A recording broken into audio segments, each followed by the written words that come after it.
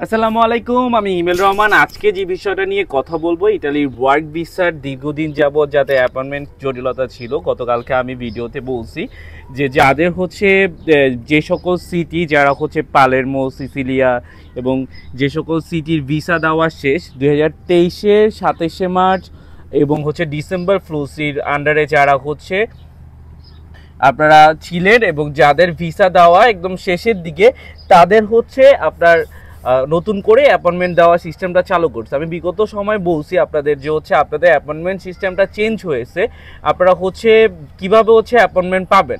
Appointment সিস্টেমটা হচ্ছে এরকম ছিল যে আপনার আগের নিয়মে যে আপনাদের একটা মেল করে আপনার হচ্ছে আপনাদের অ্যাপয়েন্টমেন্টের শিডিউল দেওয়া হতো, তারপর আপনারা এমবাসি ফেস করতেন, তারপর নতুন করে আপনারা আবার ভিসার জন্য অপেক্ষা করতেন স্ক্যান কপির মাধ্যমে। এইটা সিস্টেমটা আর নাই, যেটা আমি আপনাকে পূর্বেই বলছিলাম যে আপনারা যারা হচ্ছে স্ক্যান কপি আন্ডারে জমা দিয়ে এবং বসে আছেন বা রিটার্ন পাসপোর্টের আন্ডারে বসে আছেন, তারা সবাই এখন আগের নিয়মে হচ্ছে ভিসা পাবেন না। এবং যারা অ্যাপয়েন্টমেন্টের জন্য অপেক্ষা করতেছেন, তারা সবাই হচ্ছে একই, মানে সবাই হচ্ছে যেমন যারা স্ক্যান কপি দিয়ে বসে আছেন, রিটার্ন পাসপোর্টের জন্য অপেক্ষা করতেছেন এবং যারা হচ্ছে অ্যাপয়েন্টমেন্টের জন্য অপেক্ষা করতেছেন, তারা সবাই একই সাথে ভিসা পাবেন। সিস্টেম হচ্ছে এটাই। আমি যেভাবে বলছিলাম আপনাদের ঠিক একই নিয়মে আপনারা প্রত্যেকটা গ্রুপ বা হচ্ছে সোশ্যাল মিডিয়া ঘাটলে আপনারা কভার করলে বা বিএফএস এর সামনে গেলেই বুঝবেন যে আসলে আমি যেভাবে বলছিলাম যে সকল সিটির আপনারা ভিসা দেওয়া শেষ 2023-এর, তাদের 24-এ যারা হচ্ছে অ্যাপয়েন্টমেন্টের জন্য অপেক্ষা করতেছেন তারাই শুধু অ্যাপয়েন্টমেন্টে পাচ্ছেন। হ্যাঁ, তো যারা যেমন হচ্ছে পালেরমো, সিসিলিয়া, রাগোসা এবং আরও অনেকগুলো সিটি একই সাথে অ্যাপয়েন্টমেন্ট পাইছে। তা আমার কথা হচ্ছে আপনারা অ্যাপয়েন্টমেন্ট সিস্টেমটা যেহেতু মানে অ্যাপয়েন্টমেন্ট সিস্টেম একদিকে ভিসা পাচ্ছে, মানে যারা হচ্ছে মেল করে অ্যাপয়েন্টমেন্টের জন্য অপেক্ষা করতেছেন তারা একদিকে ভিসা পাচ্ছেন, যারা হচ্ছে দীর্ঘদিন যাবৎ রিটার্ন পাসপোর্ট বা হচ্ছে আপনার স্ক্যান কপি দিয়ে বসে আছেন তারাও ভিসা পাচ্ছেন। তা আপনাদের জন্য তো এটা ভালো একটা সংবাদ। হ্যাঁ, ভালো একটা সংবাদ যে হচ্ছে আপনারা সবাই একই সাথে ভিসা পাচ্ছেন। আর আমি যেটা বলছিলাম ঠিক একই নিয়মে ভিসা পাচ্ছেন। তবে আমি আপনাদের একটা কথা বলে রাখি, যারা হচ্ছে দীর্ঘ 6 মাস, 7 মাস এবং হচ্ছে 1 থেকে 1.5 বছর বা 2 বছর অপেক্ষা করতেছে, তাদের কেন এখন রেবোকা হচ্ছে, কমন ফ্যাক্ট রেবোকা কেন হচ্ছে মালিক প্রত্যাহার করতেছে, এরকম একটা রেবোকার বলতেছে। প্রত্যাহার বলতে কি বোঝায় এটা আপনাদের বুঝতে হবে।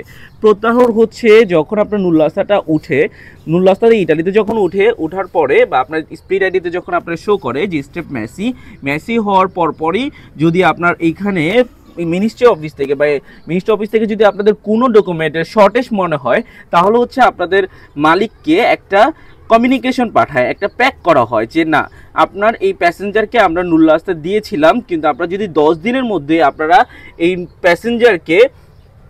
প্যাসেঞ্জারের যে আমরা যে রিকমেন্ড করছি, সবচেয়ে বেশি যেটা চায় যেটা হচ্ছে আসেপারেশনে এবং অথবা হচ্ছে আপনার কোনো ব্যাড বা ট্যাক্স বাকি থাকলে এগুলো আপডেট করতে বলে যে এইগুলো যদি আপনারা না করেন আগামী 10 দিনের মধ্যে, তাহলে হচ্ছে আমরা এই প্যাসেঞ্জারের নুল্লাস্তাটা বাতিল করে দিব। এটা কিন্তু মালিককে প্রথমে অফার করা হয়। আপনার প্রত্যেকটা মালিক যারা হচ্ছে আপনারা জানতেছেন যে যাদের রেবোকা হয়েছে এবং রেবোকার কারণে আপনাদের রিজেক্ট করছে, তাদের প্রত্যেকটা প্যাসেঞ্জারের হচ্ছে পূর্বে রেবোকা ছিল, স্টেপ মেসি ওদের কখনোই ছিল না, মানে নুল্লাস্তরার কিছুদিন পরেই হচ্ছে রেবোকা হয়ে গেছে। এখন আপনি বলবেন যে আপনার প্রশ্ন থাকতে পারে যে ভাই, আমার যদি রেবোকা হয়ে থাকে তাহলে আমি অ্যাপয়েন্টমেন্ট কীভাবে পেলাম? অ্যাপয়েন্টমেন্ট পাওয়া খুবই সহজ। যাদের রেবোকা হয়ে গেছে তারা সবাই, মানে আপনারা যদি এরকমটা হয় যে আপনার নতুন নুল্লাস্তা উঠছে, আপনি অ্যাপয়েন্টমেন্টের জন্য অপেক্ষা করতেছেন, আপনি অবশ্যই অ্যাপয়েন্টমেন্ট পাবেন, তবে এম্বাসি ফেস করার পরে আপনি রিজেক্ট।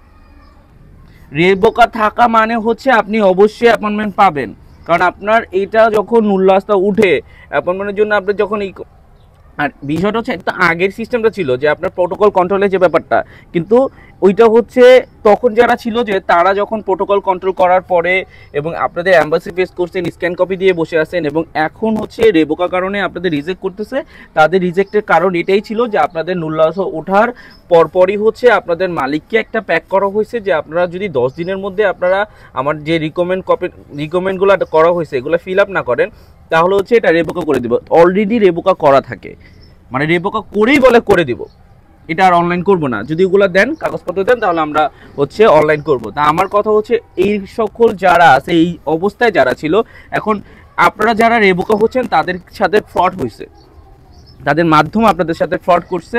তো আপনারা সবাই হচ্ছে, কারণ অবশ্যই আপনাদের সাথে একটা আর্থিক লেনদেন ছিল, আপনাদের লেনদেন করে আপনাদের দীর্ঘদিন অপেক্ষা করাইছে, তো তারা হচ্ছে এই ফ্রডের শিকার হয়েছেন বা তারা জানতো যে আপনাদের রেপোকা হয়ে গেছে, ভাবছে যে অ্যাম্বাসি ফেস করছে তার মানে হচ্ছে ভিসা পাবে। বিষয়টা এরকম ছিল না, ওনারা হচ্ছে ওনাদের ধারণা একদম ভুল ছিল। কারণ অনলাইন না থাকলে কখনই আপনি ভিসা পাবেন না, স্টেপ মেসি না থাকলে আপনি ভিসা পাবেন না, তাই না? আর এখন তো আর ওই ঝামেলাটাই নাই, এখন হচ্ছে অ্যাপয়েন্টমেন্ট পাওয়া মানে হচ্ছে ভিসা, ডিরেক্ট ভিসা। আর হচ্ছে সিস্টেম কিন্তু আগে যেমন স্ক্যান কপি ছিল, এখন কিন্তু স্ক্যান কপি নাই আপনার।